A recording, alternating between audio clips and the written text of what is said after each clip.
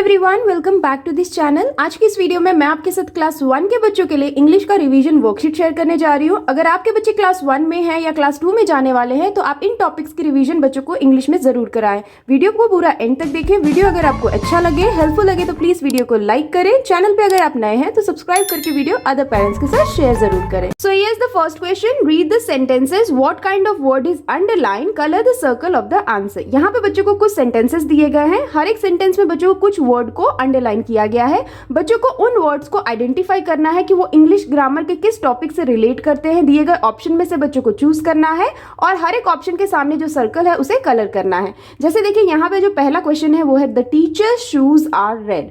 तो इस सेंटेंस में बच्चों को शूज को अंडरलाइन करके दिया गया है। तो इसमें बच्चों से पूछा गया है कि शूज क्या है, नाउन है, डिस्क्राइबिंग वर्ड है या फिर एक्शन वर्ड है।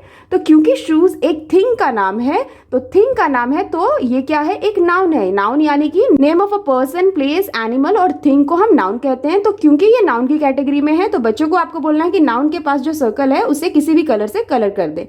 उसी तरह से जैसे नेक्स्ट क्वेश्चन है, I always walk to school. इस सेंटेंस में बच्चों को वॉक को अंडरलाइन करके दिया गया है। तो वॉक क्या है, नाउन है, डिस्क्राइबिंग वर्ड है या action word.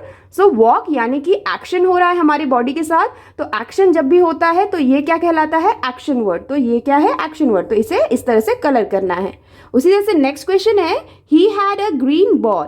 He had a green ball में ग्रीन को अंडरलाइन किया गया है। तो ग्रीन क्या है, नाउन है, डिस्क्राइबिंग वर्ड है या action word.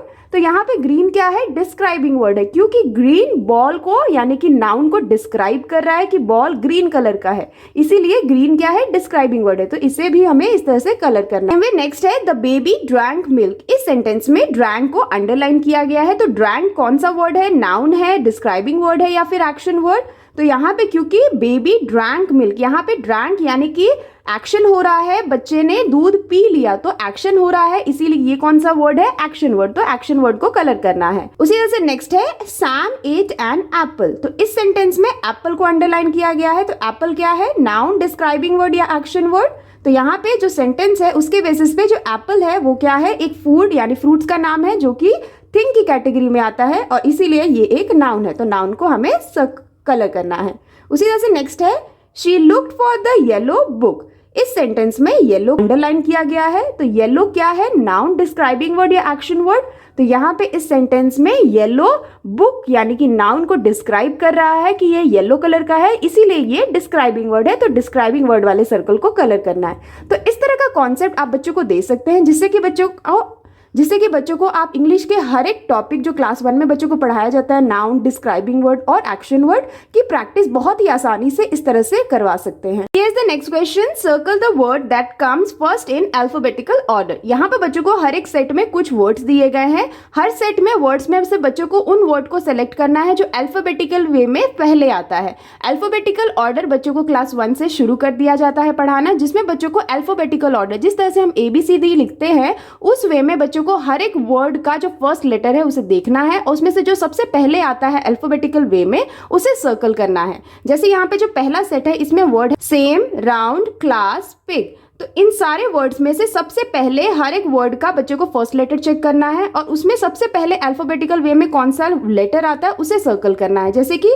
Same, round, class, pig में क्लास जो है उसमें C से स्टार्ट हो रहा है क्लास, और क्लास C से स्टार्ट होता है। तो ABC ऑर्डर में इन सारे वर्ड में से सबसे पहला जो लेटर आएगा वो है C, इसीलिए क्लास सबसे पहले आएगा अल्फाबेटिकल वे में वर्ड। तो इसे हमें सर्कल करना है। उसी तरह से नेक्स्ट है ड्रिंक, ईट, स्लीप, रन। तो इन सारे वर्ड में से सबसे पहले अल्फाबेटिकल वे में कौन सा वर्ड आएगा, ड्रिंक, क्योंकि ड्रिंक D से स्टार्ट हो रहा है तो D अल्फाबेटिकल वे में सबसे पहले आएगा, इसीलिए इसे सर्कल करना है। उसी तरह से नेक्स्ट जो सेट है वो है वेस्ट, शर्ट, ब्राउन, ऑरेंज। इन सारे वर्ड में से सबसे पहले जो अल्फाबेटिकल वे में जो वर्ड आएगा वो है ब्राउन, क्योंकि ये B से स्टार्ट हो रहा है और ABC ऑर्डर में B सबसे पहले आएगा इन सारे लेटर्स में से। उसी तरह से नेक्स्ट है थैंक, स्मेल, हार्म, कार्ड। तो इसमें से सबसे पहले कौन सा वर्ड आएगा अल्फाबेटिकल वे में, कार्ड, क्योंकि ये C से स्टार्ट हो रहा है, इसे सर्कल करेंगे। सेम वे नेक्स्ट है ऐड, फाइंड, ऑड, जिप।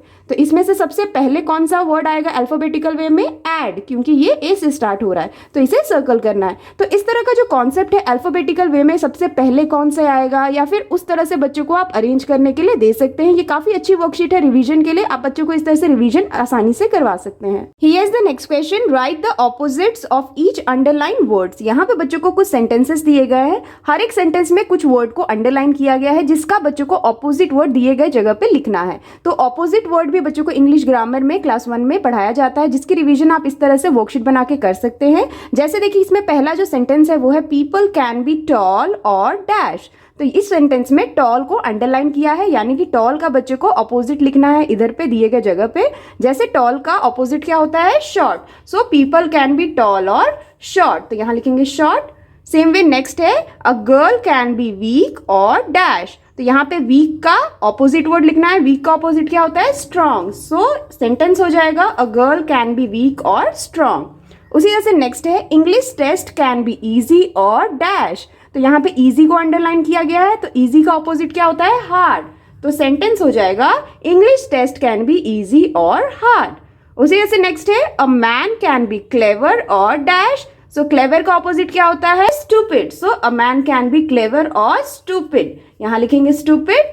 उसी तरह से नेक्स्ट है अ वुमेन कैन बी अगली और डैश। सो इसमें अगली को अंडरलाइन किया गया है, तो अगली का ऑपोजिट क्या होता है? ब्यूटीफुल। तो यहां लिखेंगे ब्यूटीफुल। तो इसका सेंटेंस हो जाएगा अ वुमेन कैन बी अगली और ब्यूटीफुल। उसी तरह से नेक्स्ट है रोड्स कैन बी वाइड और डैश। वाइड का ऑपोजिट क्या होता है? नैरो। तो यहां लिखेंगे नैरो और सेंटेंस हो जाएगा रोड्स कैन बी वाइड और नैरो। उसी तरह से नेक्स्ट है a book can be interesting और डैश। इंटरेस्टिंग का ऑपोजिट क्या होता है? बोरिंग। तो यहां लिखेंगे बोरिंग। तो इससे बनता है a book can be interesting और बोरिंग। उसी तरह से नेक्स्ट है a teacher can be old और डैश। ओल्ड का ऑपोजिट क्या होगा? Young. As per the sentence बच्चों को समझना है, जैसे a teacher can be old और यंग। इस तरह से आप बच्चों को कई सारे ऑपोजिट वर्ड्स इस तरह से प्रैक्टिस करवा सकते हैं, साथ ही उनकी स्पेलिंग्स को भी लर्न करवा सकते हैं। Here's the next question, use correct has और have। यहाँ पे बच्चों को कुछ वर्ड्स दिए गए हैं जिसके लिए बच्चों को करेक्टली has और have को यूज करना है, यानी कि कौन से वर्ड के साथ has और have का यूज करना है उसे बच्चों को समझते हुए दिए गए जगह पे लिखना है। जैसे यहाँ पे देखिए पहला है ही, तो ही के साथ हम क्या यूज करेंगे? has या have। तो ही क्या है? ही एक सिंगुलर प्रोनाउन है, तो जब भी सिंगुलर प्रोनाउन की बात हो तो हमेशा हम क्या यूज करते हैं? हैज। तो यहां लिखेंगे ही हैज, इस तरह से। उसी तरह से नेक्स्ट है आई के साथ हमेशा क्या यूज होता है? क्या यूज करते हैं? हैव। तो यहां लिखेंगे आई हैव, इस तरह से। नेक्स्ट है शी भी क्या है? सिंगुलर प्रोनाउन है, तो शी हमेशा सिंगुलर प्रोनाउन के साथ हम क्या यूज करते हैं? हैज का। तो यहां लिखेंगे शी हैज। उसी तरह से नेक्स्ट है डॉग। तो डॉग क्या है? ये सिंगुलर नाउन है, तो सिंगुलर नाउन के साथ भी हमेशा हम हैज का यूज करते हैं, तो यहाँ पे हो जाएगा डॉग हैज। उसी तरह से नेक्स्ट है यू के साथ हम क्या यूज करेंगे? You have. यू क्या है? प्रोनाउन है सिंगुलर, तो इसीलिए यहाँ पे हम हैव का यूज करेंगे। नेक्स्ट है रवि। रवि क्या है? सिंगुलर नाउन है, एक पर्सन की बात हो रही है, तो यहाँ पे हम यूज करेंगे हैज का, तो यहाँ लिखेंगे हैज। नेक्स्ट है वी क्या है? प्लूरल प्रोनाउन है, प्लूरल प्रोनाउन के साथ हम यूज करेंगे हैव का, तो यहाँ लिखेंगे we have. Same way next है पेपर्स। पेपर्स क्या है? प्लूरल नाउन है, तो प्लूरल नाउन यानी एक से ज्यादा की किसी चीज की बात हो रही है, तो इधर पे हम यूज करेंगे हैव का, पेपर हैव। तो इस तरह से बच्चों को हैज और हैव का कॉन्सेप्ट सिखाया जाता है। मैंने आपके साथ ऑलरेडी हैज और हैव से रिलेटेड वर्कशीट्स और वीडियो शेयर की है कि इस तरह से आप बच्चों को समझा सकते हैं। वीडियो अगर आपने नहीं देखा है तो लिंक आपको डिस्क्रिप्शन में मिल जाएगा, आप चेकआउट कर सकते हैं। तो इस तरह से आप बच्चों को हैज और हैव की प्रैक्टिस भी साथ साथ करवा सकते हैं। Here is the next question, circle the nouns and match with correct category. यहाँ पे बच्चों को कुछ नाउन्स दिए गए हैं और कुछ नाउन्स नहीं भी हैं। बच्चों को खुद से आइडेंटिफाई करना है कि कौन से नाउन है, उसे सर्कल करना है और वो नाउन किस कैटेगरी से बिलोंग करते हैं, यानी कि पर्सन, प्लेस, एनिमल या थिंग, इनमें से कौन सी कैटेगरी से वो नाउन बिलोंग करते हैं, बच्चों को उसे मैच करना है। तो नाउन एक बहुत ही इंपॉर्टेंट चैप्टर है जो बच्चों को क्लास 1 में इंग्लिश ग्रामर में पढ़ाया जाता है। तो आप इस तरह की वर्कशीट से बच्चों को बहुत ही आसानी से प्रैक्टिस करवा सकते हैं। जैसे यहाँ पे देखिए पहला है मिस्टर सैम। तो मिस्टर सैम नाउन है, यस। तो मिस्टर सैम नाउन है क्योंकि ये एक पर्सन का नेम है, और ये क्योंकि एक पर्सन का नेम है इसीलिए कौन से कैटेगरी में जाएगा? पर्सन, तो इसलिए पर्सन से मैच करना है। नेक्स्ट है ईट। ईट क्या नाउन है? नहीं, तो ईट नाउन नहीं है, तो इसे हम सर्कल नहीं करेंगे। नेक्स्ट है पिज़्ज़ा। पिज़्ज़ा क्या है? एक फूड का नाम है। तो फूड के नाम से रिलेटेड या फ्रूट या वेजिटेबल के नाम से रिलेटेड अगर कुछ हो तो भी वो एक नाउन कहलाता है। तो ये नाउन है, इसीलिए हम इसे सर्कल करेंगे। और क्योंकि ये फूड है तो ये हमेशा किस में जाएगा? थिंग कैटेगरी में। तो थिंग के साथ मैच करना है। नेक्स्ट है रैबिट। रैबिट क्योंकि एनिमल का नेम है इसलिए ये एक नाउन है और ये एनिमल कैटेगरी के साथ मैच करेंगे। नेक्स्ट है स्कूल। स्कूल क्या है? नाउन है, इसीलिए इसको सर्कल करना है। और ये किस कैटेगरी का नाउन है? ये है प्लेस कैटेगरी का, तो प्लेस के साथ मैच करना है। सेम वे नेक्स्ट है जैम। अगेन जैम एक फूड से रिलेटेड नेम है, तो इसे हमें सर्कल करना है क्योंकि ये एक नाउन है और ये जाएगा थिंग कैटेगरी में, तो थिंग के साथ मैच करना है। सेम वे नेक्स्ट है रन। तो रन नाउन नहीं है, ये एक एक्शन वर्ड है, तो इसे हम सर्कल नहीं करेंगे। उसी तरह से नेक्स्ट है ग्रीन। ग्रीन भी नाउन नहीं है, ये डिस्क्राइबिंग वर्ड है। उसी तरह से नेक्स्ट है मदर। मदर क्या है? एक पर्सन के नेम से रिलेटेड है, तो मदर नाउन है, इसीलिए इसको हम सर्कल करेंगे। और क्योंकि ये पर्सन कैटेगरी में जाएगा इसीलिए पर्सन से मैच करना है।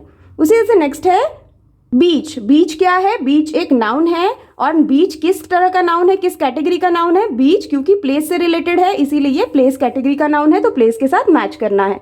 तो इस तरह का कॉन्सेप्ट बच्चों को आप बहुत ही आसानी से नाउन को पहचानना और नाउन किस कैटेगरी का है उसे पहचानना और उसको मैच करने के लिए इस तरह की वर्कशीट बना के बहुत ही आसानी से बच्चों को आप रिविजन करवा सकते हैं। Here is the next question, choose the correct pronoun for underline word. यहाँ पे बच्चों को कुछ सेंटेंसेस दिए गए हैं और हर एक सेंटेंस में कुछ वर्ड्स को अंडरलाइन किया गया है। बच्चों को उन वर्ड्स के लिए करेक्ट प्रोनाउन को दिए गए ऑप्शन में से चूज करना है। जैसे देखिए यहाँ पे पहला है मीना इज माई फ्रेंड। तो यहाँ पे इस सेंटेंस में मीना को अंडरलाइन किया गया है। तो मीना क्या है? ही प्रोनाउन है, शी प्रोनाउन है या इट प्रोनाउन है? तो मीना क्या है? एक गर्ल का नाम है और गर्ल का नाम है इसीलिए ये कौन सा प्रोनाउन कहलाएगा? She pronoun. तो इसे हमें टिक करना है। उसी तरह से नेक्स्ट है my father is a teacher. यहाँ पे माई फादर को अंडरलाइन किया गया है। तो माई फादर कौन से कैटेगरी यानी कि कौन से प्रोनाउन से रिलेटेड है? ही, शी या इट? तो माई फादर क्या है? एक मेल जेंडर से रिलेटेड बात की जा रही है, इसीलिए ये कौन से प्रोनाउन में आएगा? ही प्रोनाउन में। तो ही को टिक करना है। उसी तरह से नेक्स्ट है द बॉक्स इज हैवी।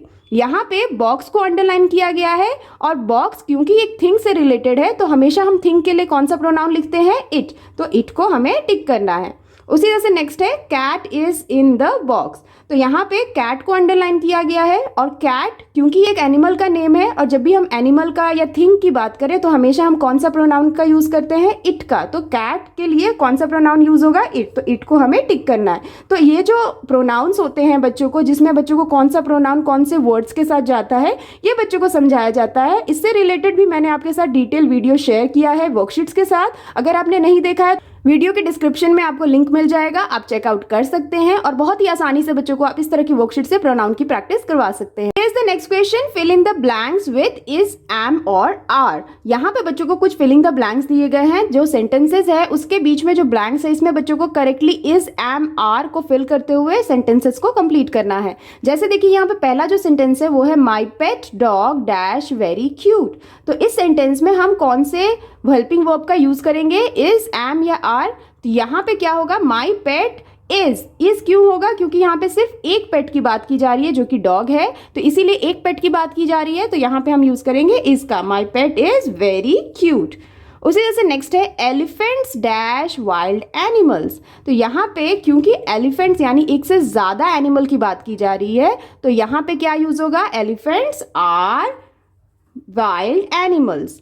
उसी तरह से नेक्स्ट है Raj and Rohan dash best friends. Again यहाँ पे एक से ज्यादा पर्सन की बात की जा रही है, राज और रोहन यानी एक से ज्यादा दो पर्सन की बात हो रही है, तो यहाँ पे हम क्या यूज करेंगे? Are. Raj and Rohan are best friends.